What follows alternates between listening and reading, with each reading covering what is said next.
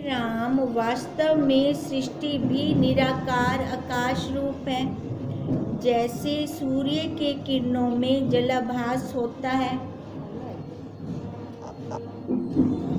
सूर्य के किरणों में जलाभास होता है तो बड़ा मतलब दिख, पानी कहाँ है सूर्य के किरणों में? नहीं है ना, पर हमें दिखता है ना, जब रेत पे पड़ती है उसका एक्स पड़ता है तो तभी तो मृग तृष्णा का जल होता है। अब ऐसे ही कह रही हैं कि वास्तव में निराकार है ये सृष्टि। जैसे सूर्य की किरणों में वो जल हमें दिख रहा है पर है नहीं, वैसे ही आत्मा में सृष्टि है, दिख रही है नहीं। जैसे रस्सी में सांप दिख रहा है पर है नहीं, और जैसे रस्सी में सर्प भासता है वैसे ही आत्मा में सृष्टि भासती है। हे राम, वास्तव में कुछ हुआ ही नहीं, सर्वदा सब प्रकार आत्मा ही अपने आप में स्थित है। वास्तव में कुछ नहीं बना। देखो, जिसको हम कहते हैं वो कण कण में व्यापक है, तो उसको हटा के हम कैसे देखें किसी चीज को? हम कहें हम दूसरे कमरे में चले जाएं, वहाँ आत्मा नहीं होगी, वहाँ पे वो सत्ता नहीं होगी, पॉसिबल है? ऐसी कोई जगह बताओ जहाँ वो ना हो, कोई जगह ही नहीं है उसके बिना। जिनको आत्मा का प्रमाद हुआ है उनको जगत भासता है। अब जगत किसको दिखेगा? जो अपने स्वरूप में नहीं स्थित, जो कह रहा है कि एक जगह पे है तो दूसरी जगह पे नहीं है ना। अब देखो, उनको ये संसार में मेरा तेरा लग रहा होगा, उनको ही मेरे तेरे में क्या है, सुख दुख है, मेरे तेरे में सुख दुख है, वो उससे के अंदर बह रहे होंगे। वास्तव में जगत किसी कारण से नहीं उपजा, ना उसका कोई समव्य कारण है ना कोई निमित्त कारण है। अब उसका कोई कारण ही नहीं है, अकारण है ये जगत, तो हम किसको कहें, क्या कहें? देखो, जैसे उन्होंने बोला सबकी सृष्टि अलग अलग है, जैसे स्वप्न का उदाहरण दिया हमें, है ना। स्वप्न देख रहे हैं, जो एक देख रहा है उसको पता चल रहा है, जो साथ में सोया पड़ा है उसको कुछ नहीं पता।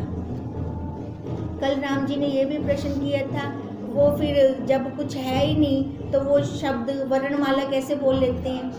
हाँ, जो वो बोलते हैं अक्षर, हाँ, तो वो कैसे बोल लेते हैं? तो वशिष्ठ जी ने क्या कहा था, अगर वो सत्य होता तो स्वप्न की वार्ता दूसरे सुन लेते, पर दूसरे तो साथ सोया कुछ भी नहीं सुनता स्वप्न की वार्ता को। इसका मतलब वो सारा ऐसे ही है, भ्रम है, वो तो भ्रम से हम सारा देख रहे हैं, भ्रम से सारा दिख रहा है हमें, पर बना कुछ नहीं। स्वप्न का सटीक उदाहरण देते हैं, बना कुछ भी नहीं। अब स्वप्न में तो पक्का लगता है ना है सारा, पर जब जागते हैं कहाँ जाता है, सारा खत्म। ऐसे कहते हैं ये जगत, जब तू ज्ञान की जागनी में जागेगा फिर जाकर ये सारा खत्म हो जाएगा। जब तक नहीं जागते तब तक ये सच्चा लगेगा, तब तक वो चलता रहेगा। कहते हैं जिनको आत्मा का प्रमाद हुआ है उनको जगत भासता है। वास्तव में जगत किसी कारण से नहीं उपजा, आभास रूप है। सम्यक ज्ञान के होने पर ब्रह्म अद्वैत भासता है। पहले तो सम्यक ज्ञान हो, वो सही सही ज्ञान हो। अब मैं क्या हूँ, मैं क्यों आया हूँ, मेरा क्या नाम है, वो हमें पता हो।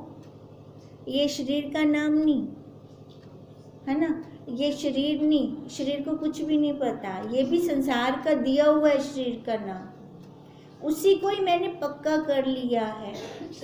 हमें गुरुदेव ने अपना नाम दिया है ब्रह्म का, वो तो हम पक्का नहीं कर रहे। वो संसार वाला हमने इतना ज़्यादा पक्का कर लिया कि जो गुरुदेव ने नाम दिया उसके लिए माला घुमानी पड़ती है, एम ब्रह्मस्मि एम ब्रह्मस्मि एम ब्रह्मस्मि। कभी इस नाम की माला घुमाई, इस आकार के नाम की माला घुमाई नहीं ना, वो कितना जल्दी पक्का हो गया हमें। अब यही गुरुदेव कह रहे हैं कि वास्तव में प्रमाद है हमें, प्रमाद के कारण हम अपने सम्यक ज्ञान से उसको जान नहीं पा रहे, क्योंकि सम्यक ज्ञान ही नहीं हो रहा। सम्यक ज्ञान होगा तभी उस अद्वैत सत्ता को जानेंगे, उसमें टिकेंगे। वो बताओ किसके पास नहीं है ना? सबके पास है ना। सबके पास होते हुए भी कंगाल है ना, भिखारी बने बैठे हैं। क्यों बने बैठे हैं? क्योंकि जानते ही नहीं है। जैसे वो प्रसंग उदाहरण देते हैं ना, भिखारी के नीचे तो इतना सोना था, गदा था उसके भूमि के नीचे, जब खुदाई की फिर निकल आया, कितना उसके नीचे गहने जवाहरात पैसा कितना निकला, पर वो था क्या? भिखारी, एक एक से मांग रहा था। अब यही गुरुदेव हमें कहते हैं कि हम भिखारी बने बैठे हैं, अंदर खुदाई करें ना, फिर देखो अपने जवाहरात निकले, अपने हीरे मोती निकले। ये खाली प्रमाद है, प्रमाद के कारण ये जगत सच्चा लगता है, और आज सम्यक ज्ञान से द्वैत रूप जगत होकर ये भास रहा है।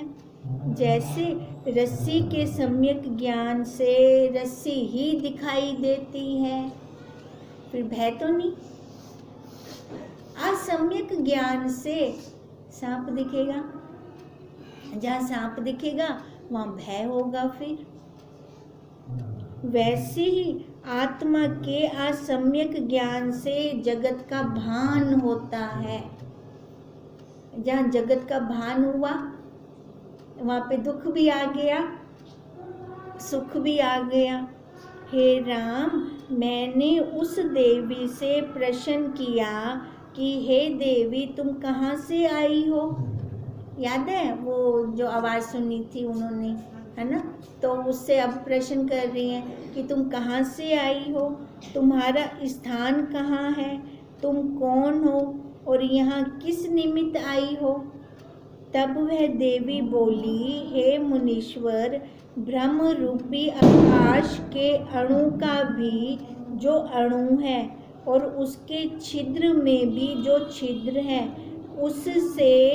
उसमें तुम रहते हो और तुम्हारा यह जगत भी उसी में है। अब क्या कह रही है देवी कि जो ये ब्रह्म रूपी आकाश के अणु का भी आकाश और उसमें जो छिद्र का भी छिद्र, बताओ कितना छोटा सा होगा, उसमें तुम रहते हो और तुम्हारा जगत भी उसी के अंदर है। तुम्हारी सृष्टि का जो ब्रह्मा है उसकी संवेदन रूपी कन्या ने यह जगत रचा है। कहते जो तुम्हारा छोटा सा जगत है ना, उस जगत का जो ब्रह्मा है, हर जगत में अलग अलग ब्रह्मा जी हो गए ना, कहते हैं उसकी कन्या ने संवेदन मतलब फुरने से ये जगत रचा है। उस तुम्हारे जगत में पृथ्वी है और उसके ऊपर समुद्र है जिनसे पृथ्वी घिरी हुई है। उसके ऊपर दूना और द्वीप है और उस द्वीप के ऊपर दूना समुद्र है। इसी प्रकार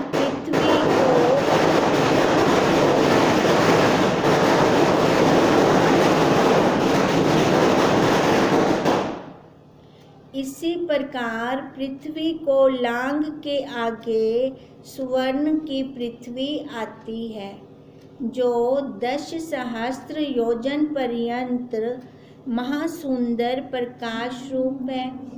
उसने सूर्य चंद्रमा के प्रकाश को भी लज्जित किया है। उसके बाद और लोक अवलोक पर्वत है जो सर्वत्र प्रसिद्ध है और उनमें बहुत से नगर बसते हैं। कहीं ऐसे स्थान हैं जहाँ सदा प्रकाश ही रहता है। अब ये कौन बता रहे हैं? वो देवी बता रही है ना। और जैसे ज्ञानी के हृदय में सदा प्रकाश रहता है, कहीं ऐसे स्थान हैं जहाँ सर्वदा अंधकार ही रहता है।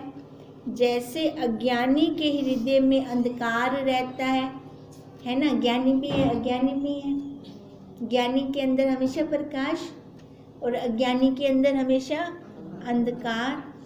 कहीं ऐसे भी स्थान हैं जहाँ प्रत्यक्ष पदार्थ मिलते हैं, जैसे पंडित के हृदय में अर्थ प्रत्यक्ष होते हैं। कहीं ऐसे स्थान हैं जहाँ पदार्थ नहीं मिलते, अर्थ का ही नहीं पता चलता। जैसे मूर्ख के हृदय में वेद का अर्थ नहीं प्रकट होता, कहीं ऐसे स्थान हैं जिनके देखने से हृदय प्रसन्न होता है। जैसे संतों के दर्शन से हृदय प्रसन्न होता है। कहीं ऐसे स्थान हैं जिनमें सदा दुख ही रहता है। अज्ञानी की संगति में सदा दुख ही रहता है। कहीं ऐसे स्थान हैं जहाँ सूर्य उदय नहीं होता, कहीं सूर्य चंद्रमा दोनों उदय होते हैं। कहीं पशु ही रहते हैं, कहीं मनुष्य ही रहते हैं, कहीं दैत्य और कहीं देवता भी रहते हैं।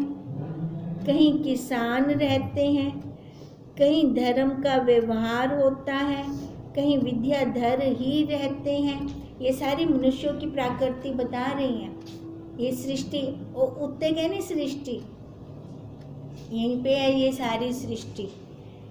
कहीं उन्मत्त हाथी हैं, कहीं बड़े नंदन वन हैं, कहीं ऐसे स्थान हैं जहाँ शास्त्र का विचार ही नहीं है, कहीं शास्त्र के विचारवान हैं, कहीं राज्य ही करते हैं, कहीं बड़ी बस्तियां हैं, कहीं उजाड़ वन है, कहीं पवन चलता है, कहीं बड़े खात छिद्र हैं, कहीं उध्रुव शिखर है, कहीं विद्याधर और देवता रहते हैं, कहीं मत्स्य यक्ष और राक्षस हैं, और कहीं विद्याधरी देवियां महामत रहती हैं।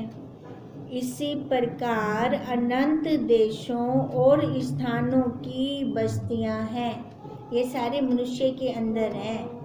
ये वाले जितने भी ये बता रहे हैं, ये देखो अलग अलग टाइप के मनुष्य हैं ये सारे। इस लोक अवलोक के शिखर पर 7 योजन एक तालाब है जिसमें कमल लगे हैं, सब और कल्प वृक्ष हैं। वहाँ के सब पत्थर चिंतामणि हैं। उसके उत्तर और सुवर्ण की शिला पड़ी है, जिसके शिखर पर ब्रह्मा विष्णु और रुद्र बैठते हैं और विलास करते हैं। उसकी शिला में मैं रहती हूँ। कहाँ रहती है? जहाँ ब्रह्मा विष्णु रुद्र रहते हैं और आपस में परस्पर विलास मतलब वार्तालाप करते हैं। कहते हैं उसकी शिला में मैं रहती हूँ और मेरा भर्ता और संपूर्ण परिवार भी वहीं रहता है। हे मुनीश्वर, उसमें एक वृद्ध ब्राह्मण रहता है जो अब तक जीता है और एकांत जाकर सदा वेद का अध्ययन करता है। उसने मुझको अपने विवाह के निमित्त अपने मन से उपजाया था और अब मैं बड़ी हुई हूँ तो वह मेरे साथ विवाह नहीं करता। वह जब से उपजा है तब से ब्रह्मचारी ही रहता है और वेद का अध्ययन करके विरक्त चित्त हुआ है। हे मुनीश्वर, मैं वस्त्रों और भूषणों से युक्त हूँ। चंद्रमा की न्यायी मेरे सुंदर अंग हैं और मैं सब जीवों के मोहने वाली हूँ। मुझको देखकर कामदेव भी मूर्छित हो जाता है। फूलों की न्यायी मेरा हंसना है और सब गुण मुझ में है। महालक्ष्मी की मैं सखी हूँ, पर मुझको त्याग कर वह ब्राह्मण एकांत में जा बैठा है और सदा वेद का अध्ययन करता है। वह बड़ा दीर्घ सूत्री है। जब मैं उत्पन्न हुई थी तब वह कहता था कि मैं तुझको ब्याहूंगा। पर अब मैं यौवन अवस्था को प्राप्त हुई हूँ, तब त्याग कर एकांत में जा बैठा है। हे मुनीश्वर, स्त्री को सदा भरता चाहिए। अब मैं यौवन अवस्था से जलती हूँ। बड़े तालाब जो कमल सहित दृष्टिगत होते हैं, वे भर्ता के वियोग से मुझे अग्नि के अंगारे से लगते हैं। नंदन वन आदि बड़े बाग मुझको मरुस्थल से लगते हैं। इनको देखकर मैं रुदन करती हूँ और नेत्रों से ऐसा जल बहता है जैसे वर्षा काल का मेघ बरसता है। अब ये वार्ता किसने बताई? वो देवी ने, जिसकी आवाज़ सुनी थी वशिष्ठ जी ने, है ना। तो वो अब बता रही है अपना सारा वृत्तांत। जब मैं मुख आदि अपने अंगों को देखती हूँ, तब नेत्रों के जल से कमलनी डूब जाती है, और जब कल्पतरु और तमाल वृक्ष के फूलों और पत्रों की शैया पर शयन करती हूँ, तब अंगों के स्पर्श से फूल जलते हैं। जिस कमल से मेरा स्पर्श होता है वह जल जाता है। हे भगवन, भर्ता के वियोग से मैं तपी हुई हूँ। जब मैं बर्फ के पर्वत पर जा बैठती हूँ, तब वह भी अग्नि सा हो जाता है। मैं नाना प्रकार के फूलों को गले में डालती हूँ, तब भी तपन नहीं निवृत्त होती। मेरे भर्ता की देह त्रिलोकी है और उसके चरणों में सदा मेरी प्रतीति रहती है। मैं ग्रह के सब आचार करती हूँ और सब गुणों से संपन्न हूँ। सबको धारण कर रही हूँ, सबकी प्रतिपालक हूँ, और ज्ञेय कि मुझको सदा इच्छा रहती है। हे मुनीश्वर, मैं पतिव्रता हूँ। जो पुरुष पतिव्रता स्त्री को ग्रहण करता है वह बहुत सुख पाता है और तीनों ताप से रहित होता है, क्योंकि उसमें सब गुण मिलते हैं। वह सदा भर्ता में प्रीति करती है और भर्ता की प्रीति उसमें होती है। ऐसी मैं हूँ। पर मुझको त्याग कर वह ब्राह्मण एकांत में जा बैठा है। अब ये वैसे अब ये स्त्री कौन है?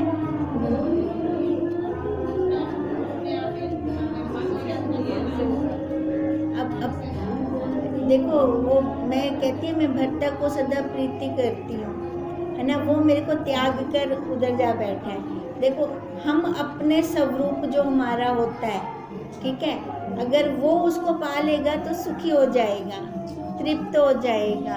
ये अब अपना ही जो सत्ता है, अपनी जो आत्मा है, वही बोल रही है। अब ये वो कहती है उसने पैदा तो इसलिए किया था अपनी बुद्धि रूपी स्त्री, ठीक है, बुद्धि रूपी स्त्री के साथ कहती ना विवाह कर लो। अब वही बात चल रही है।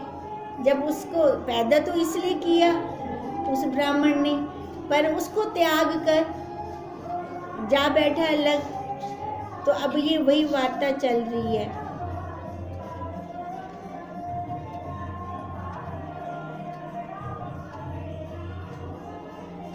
वह सदा भर्ता में प्रीति करती है और भर्ता की प्रीति उसमें होती है। ऐसी मैं हूँ। पर मुझको त्याग कर वह ब्राह्मण एकांत में जा बैठा है और सब समय वेद का अध्ययन और विचार करता है। मेरे भर्ता ने कामना का त्याग किया है, उसको कोई इच्छा नहीं रही और मैं उसके वियोग से जलती हूँ।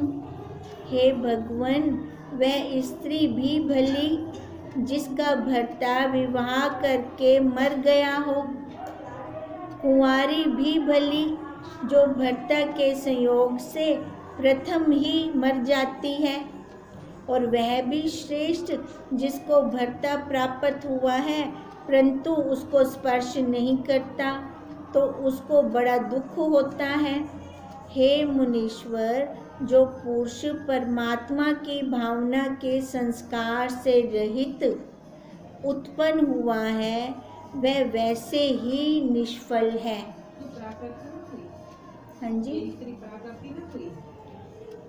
अभी करते हैं। जैसे पात्र बिना अन्न निष्फल होता है, मतलब यह है कि संत जन तीर्थ आदि से रहित पाप स्थानों में डाला हुआ धन निष्फल होता है।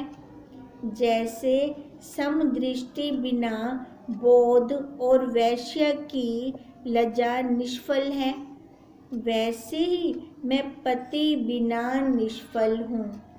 हे भगवान, जब मैं शय्या बिछाकर शयन करती हूँ तब फूल भी जल जाते हैं। जैसे समुद्र को बड़वा अग्नि जलाता है वैसे ही कमलों को मेरे अंग जलाते हैं। हे मुनीश्वर, जो सुख के स्थान हैं वे मुझको दुखदायक हैं और जो मध्य स्थान हैं वे न सुख देते हैं न दुख देते हैं। इति श्री योग विशिष्ट निर्वाण प्रकरण विद्याधरी विशोक वर्णन नाम 183 सर्गा समाप्त। अब देखो, जो ये स्त्री वार्तालाप कर रही है, ये स्त्री क्या है? ये स्त्री कौन है? मेरे को तो प्रकृति लगी है। आप बताओ ना, कल्पना है सारी, 250 रुपए की सारी कल्पना है तो वो कल्पना। जब हम अपने स्वरूप से दूर जाके बैठ जाते हैं, ठीक है, तो फिर अंदर वो जलन तपन सी होना शुरू हो जाती है ना। और देखो, अब कहते हैं वो स्त्री मेरे को उसने पैदा तो इसलिए किया था कि मैं ब्याहूंगा इसको। अब उधर तो आता नहीं है। अब जब तक ये मुड़ता नहीं तो शांति कैसे? उधर से कह रही है, वो बाहर जाके पाठ कर रहा है, अपना वेद उच्चारण कर रहा है तो मेरे को भूल गया है। अब पाठ हो रहे हैं, वेद उच्चारण हो रहे हैं, कौन से हो रहे हैं ये पाठ और वेद उच्चारण? अब दो बना हुआ है ना, जब एक हो वही रूप हो जाएगा फिर पाठ कहाँ, वेद उच्चारण कहाँ, है ना। तो देखो, हमें गुरुदेव क्या कह रही हैं। अब जैसे योग वशिष्ठ का निर्वाण प्रकरण चल रहा है, अब इसमें द्वैत्व तो है नहीं, अद्वैत्व पे ला रही हैं हमें। अद्वैत्व पे जैसे अभी पहले हम कह रहे थे कि हमने कभी इस नाम की, जो आकार का नाम है, उसकी माला नहीं जपी कभी भी, है ना। उसके लिए हमको अहम ब्रह्मस्मि करते रहेंगे तो क्या हम वो हो जाएंगे? नहीं। उसके लिए क्या चाहिए? हमें ज्ञान चाहिए, विचार चाहिए कि मैं हूँ वही। मैं ये माला जप के भी तो अलग हूँ उससे। माला जप के भी, माला तब जप रहा हूँ ना जब मैं वो नहीं हूँ। जो अगर मैं वही होता, मेरे को माला जपने की जरूरत होती क्या? नहीं ना। तो अब देखो, अब वही वार्तालाप चल रही है सारी अपनी। हे मुनीश्वर, इस प्रकार मैं तप करती फिरती हूँ। अब मुझको भी भर्ता के वियोग से वैराग्य उपजा है। भर्ता की वैराग्य रूपी ओस मेरी तृष्णा रूपी कमलनी पर पड़ी है और उससे मैं जल गई हूँ। इससे जगत मुझको नीरस लगता है। हे मुनीश्वर, यह जगत आसार है, इसमें स्थित वस्तु कोई भी नहीं है। इस कारण मुझको भी वैराग्य उपजा है। मेरा भर्ता स्वयंभू संसार से विरक्त होकर एकांत में जा बैठा है और वेद को विचारता है, परंतु आत्म पद को नहीं प्राप्त हुआ। देखो, जब तक आत्म पद में नहीं आते ना, हम जितना भी जप कर लें, तप कर लें, माला कर लें, पाठ कर लें, अलग रहेंगे। दो बना रहेगा उसमें। जहाँ दो बना रहेगा ना वहाँ पे सुख भी आ जाएगा, पता नहीं चलेगा। वो कहते ना कितने छिद्र का भी छिद्र सोवा छिद्र भाग, कहाँ से वो आ जाता है हमें पता भी नहीं चलता। जितनी मर्जी हम सजगता रखें, चाहे जब हम दो में होते हैं, चाहे मैं जितनी मर्जी भक्ति क्यों ना हो, भक्त हूँ तो दो में हूँ ना, तो वो आएगा ही आएगा, अपने आप आ जाएगा, मेरे को पता नहीं चलेगा। जब तक मैं एक नहीं होती, जब एक हो गया तलक दो से, फिर तो आ ही नहीं सकता, आने का उसका कोई स्थान ही नहीं है।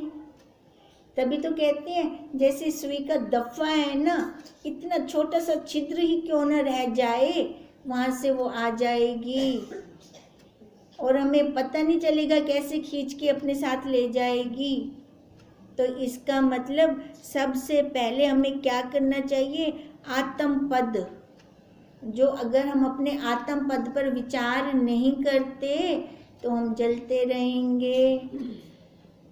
वो विवेक रूपी दूत भेजा, अब वो दूत इसलिए भेजा कि तू विवेक कर, तू कौन है, क्यों आई है, किस लिए आई है ना। जब तक वो दूत है हमारे पास, उसने भेजा है हमारे पास, तो हमें विचार करना पड़ेगा, विचार से हम निकल पड़े। कहते हैं परंतु आत्म पद को जब तक नहीं प्राप्त किया तब तक अपने स्वरूप में नहीं आ सकते। वह मन को स्थिर करने का उपाय करता है, परंतु अब तक उसका मन स्थिर ही नहीं हुआ। ये जितने मर्जी हम उपाय कर लें, है ना। जब रहते हैं, आज आप सारा देख रहे हैं, अभी तो रहते हैं 5 मिनट है।